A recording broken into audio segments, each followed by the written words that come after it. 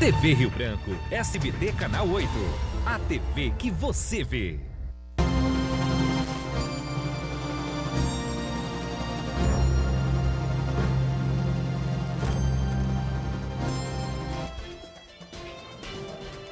Só um pouquinho aí, Neto. 11 horas e 13 minutos.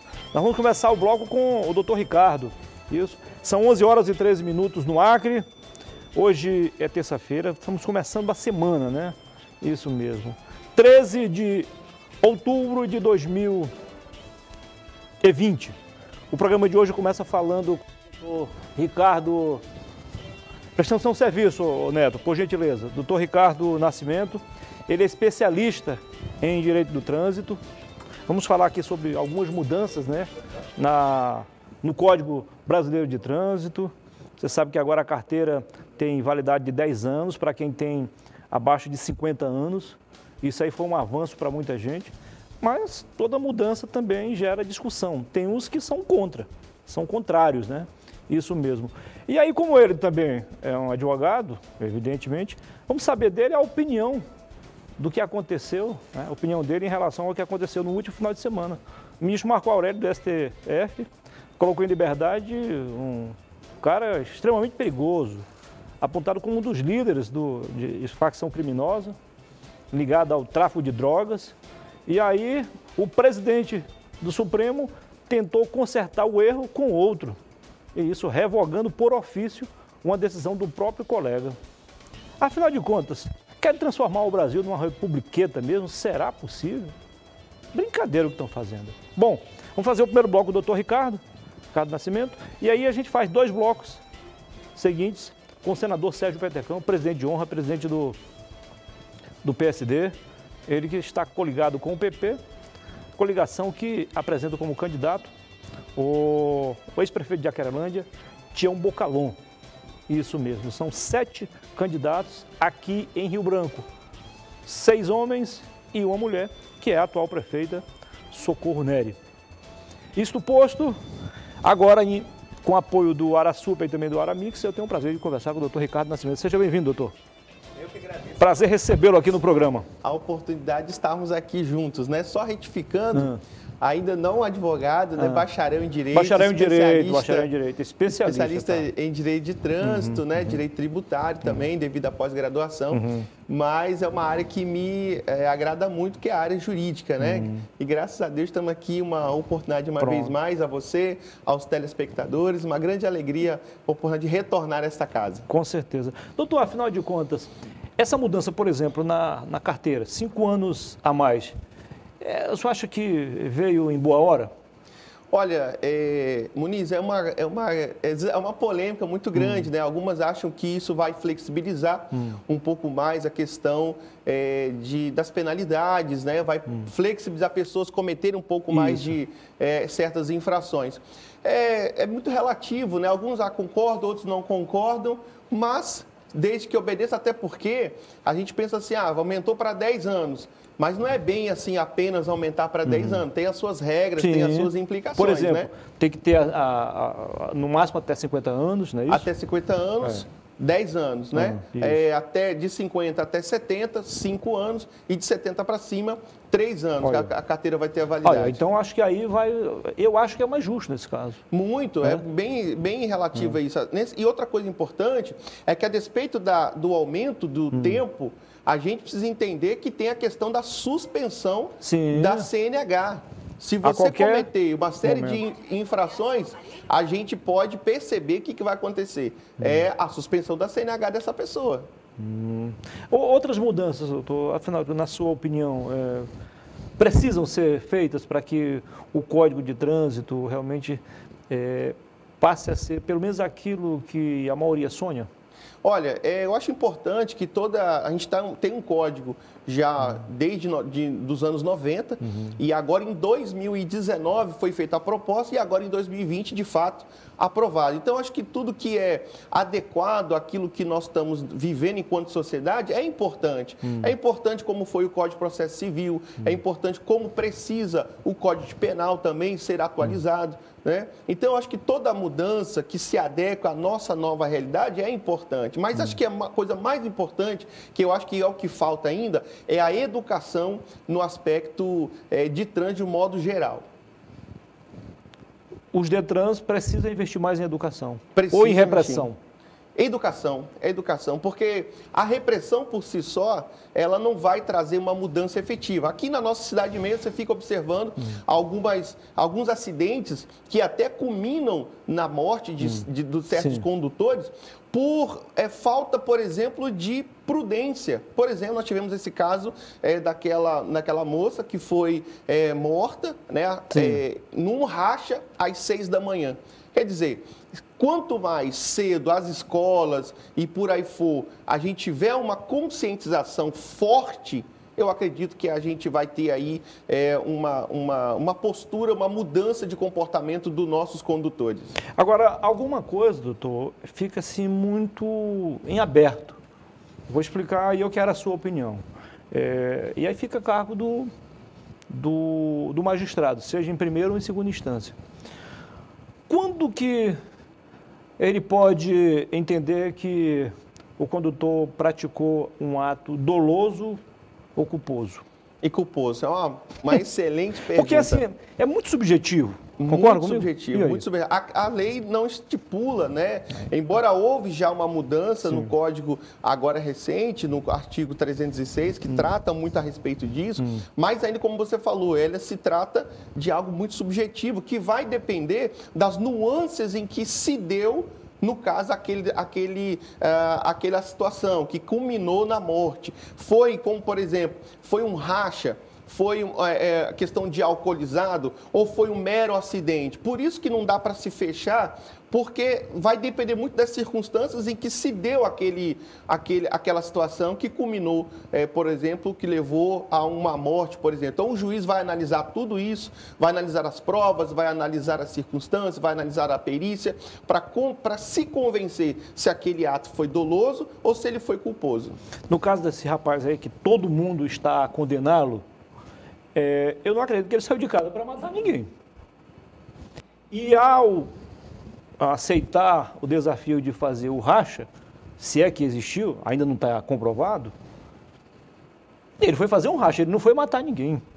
Agora ele assumiu o risco. Pois é, essa é uma discussão que é muito complexa, é polêmica, né? A história do pênalti, foi mão na bola ou bola na mão? Porque como você bem colocou, né? A pessoa que se propõe, por exemplo, a um racha, ela, embora não tenha tido o objetivo final de assassinar ou de matar alguém, mas ela coloca...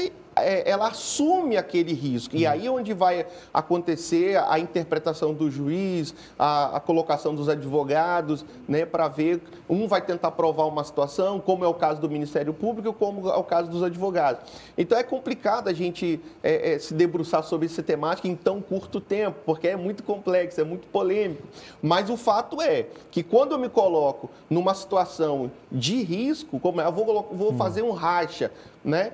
Ou eu vou ingerir uma certa quantidade de álcool, onde você vê que realmente as pessoas ela não está só tomou alguma coisa, ela está literalmente embriagada. Quer dizer, quando ela faz isso, ela traz o risco para outras pessoas, e aí é que está o problema. Vamos fazer aqui uma suposição. O rapaz em questão está preso. Prisão não significa condenação, gente. Certo. A prisão não é condenação. Até porque a prisão é com base em indícios. Indícios não são provas, né? Vamos lá. Qual é o papel mais complicado, na sua opinião, doutor? O do Ministério Público, que vai acusá-lo? Dos advogados que vão defendê-lo? Ou do juiz que vai proferir a sentença? Olha, qual o objetivo, por exemplo, tanto do Ministério Público quanto dos advogados, é levar o juiz ao seu convencimento, ou de culpa ou da sua inocência, né? Ou pelo menos a pegar a pena mínima possível, né?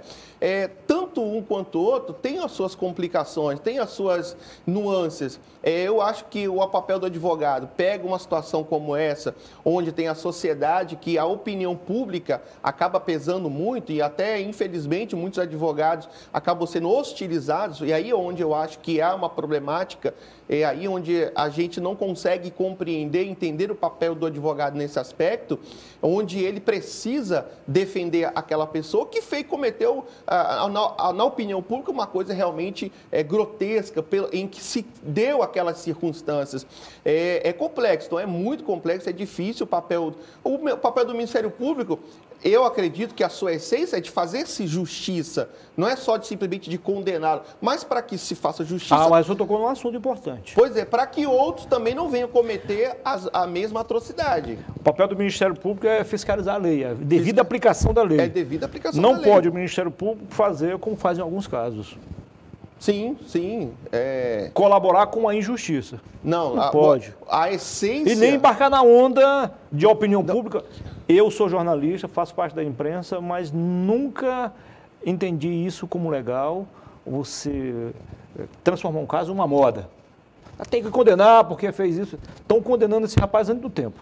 O julgamento nem está marcado ainda e ele já está condenado. O processo está em andamento. Crucificado, morto e sepultado. Isso é muito perigoso. Acho até que o juiz, doutor, não pode embarcar nessa onda, né? Tem que agir de acordo com a consciência dele. Eu acredito que os magistrados, em sua maioria, né? Claro que existem as suas exceções, mas em sua maioria, eles acabam sendo isentos realmente e deve ser assim, né? da questão da opinião pública. O Ministério Público tem as suas, vamos colocar, a situação, as circunstâncias à sua disposição, para que ele trabalhe na sua tese de acusação, né? Até pelo como as coisas se deram, como houve os desdobramentos, até parece que teve a perícia, a questão do velocímetro que parou em altíssima velocidade ali, que você sabe que quando há uma colisão, ele vai registrar. Então, quer dizer, a gente já percebe um indício forte de uma irregularidade a umas 6 horas da manhã aproximadamente, numa avenida daquela, num alto grau de velocidade, né? E o papel do advogado não é simplesmente inocentar uma pessoa culpada, é a busca, tanto do Ministério Público quanto do advogado, é a busca pela justiça. A busca pela justiça, incessante. Agora, é complicado, é difícil a sociedade entender isso também, né? Tanto é que passa a hostilizar aquele que o defende, quando na verdade não. Porque se fosse uma outra pessoa, se fosse nós mesmos daquela circunstância, né? É complexo, é difícil. Eu só quero que o telespectador entenda, eu não estou aqui querendo prejudicar nem passar a mão na cabeça de ninguém. Eu só acho que é muito complicado a gente embarcar em onda, entrar na moda. Concorda, doutor? Plenamente. Eu sempre entendi que é melhor você inocentar um culpado do que condenar o inocente. Sem dúvida. Não tem aquela história máxima? Na dúvida, o juiz vai para o lado da... já existe um princípio, né, que é o princípio da presunção da inocência. É por isso que há necessidade de se provar a culpa. É por isso que tem que ser, dar esse direito, e o bom de nós convivemos num país democrático, pelo menos essa é a ideia. O que eu acho é que cada um precisa exercer bem o seu papel. O Ministério Público, no caso da acusação, com aquilo que ele tem em mãos, como advogado fazer a sua defesa, e o juiz vai se sentir convencido ou não de ambas as teses, e, na medida do possível, dentro do seu convencimento, dar a sentença que seria, ou a ideia é que seja justa. Sim, a sentença é justa. E por aí vai. Exatamente, que os criminosos não sejam, digamos assim, exaltados. Não, de forma alguma. E sim punidos. Doutor, afinal de contas, qual é a sua opinião sobre a lei seca, depois de alguns anos já em vigor? A lei seca, ela teve agora, comemorou-se até agora, né, nessa memória, para seus 12 anos. Eu acredito que ela ajudou muito, pelo menos as estatísticas têm demonstrado... A gente fala lei seca, na verdade, a lei do álcool zero. A lei do álcool zero. Ela tem diminuído, ou a ideia é diminuir os acidentes e principalmente o resultado morte. Essa é a ideia. As pesquisas que vem trazendo, que foram trazidas agora nessa última comemoração, foram muito positivas, né? Porque antes as pessoas eram, de certa forma, muito inconsequentes. Né? Saía realmente, o índice era muito alto de morte, de acidentes, né? E muitas pessoas prejudicadas com isso. Agora, eu acho que, como eu falei outrora, ainda existem muitas pessoas que quebram, e né, a gente que vê isso aí diariamente, pessoas sendo autuadas, pessoas sendo ainda fiscalizadas nesse sentido e cometendo uma série de irregularidades. É onde eu volto à questão da educação. Se a gente tiver uma educação forte e a começar desde a parte da criançada, né, eu acho que o Detran do Acre poderia investir um pouco mais nesse aspecto. Eu acho que nós teríamos adultos um pouco, pelo menos, mais conscientes. Eu acho que essa é a ideia. Doutor, para encerrar, o senhor que é bacharel em Direito, como é que o senhor encarou aquele episódio do último final de semana? Um ministro do STF coloca em liberdade um cara acusado de vários crimes, entre os quais de liderar facção criminosa, tráfico de drogas, né, tráfico internacional de drogas, e no dia seguinte o presidente da casa do STF, Suprema Corte do Brasil, resolve anular por ofício uma decisão do próprio colega, que deveria ser, na verdade, pelo colegiado. Olha, você vê como é que é a nossa justiça no Brasil, né? Eu acredito que ambos são de cunho com relação a um gabarito muito grande de conhecimento. Às vezes a gente fica sem entender algumas decisões, alguns atos, né? Como, por exemplo, Gilmar Mendes dando liberdade para vários empresários, para várias coisas, né? A gente fica sem compreender. Como é uma questão muito nova, eu acho que, eu não sei se o presidente do STF, que é o Luiz Barroso hoje, realmente, que é um outro mestre na área do direito, caça, né, e revoga a decisão de um colega, deve ter as suas fundamentações, né? Não dá para a gente entender, porque cada cabeça é uma sentença, né? É o que diz velho Brocardio na área jurídica, né? Cada cabeça é a sua sentença. A questão do Gilmar Mendes, a última, por exemplo, ainda dá para entender porque está em curso aí a lei da prisão domiciliar. Sim. Agora o outro lá, que a gente está se referindo, de sábado, do Celso de Mello, não, Luiz Barroso, que foi outro ministro. Esquece agora. Eu sei que ele baseou-se numa mudança que aconteceu esse ano passado, no Código Penal, que na verdade não se aplica para aquele tipo de crime. Não entendi até agora. Pois na verdade é a dúvida de muitos juristas hoje. Né, eu estava lendo a respeito disso daí, a gente está o tempo todo nessa relação, e a gente fica realmente sem compreender algumas decisões que a gente fica ministro assim... Marco Aurélio de Mello. Pois a gente fica meio se questionando como que pode, o porquê, a razão disso, a fundamentação disso, né?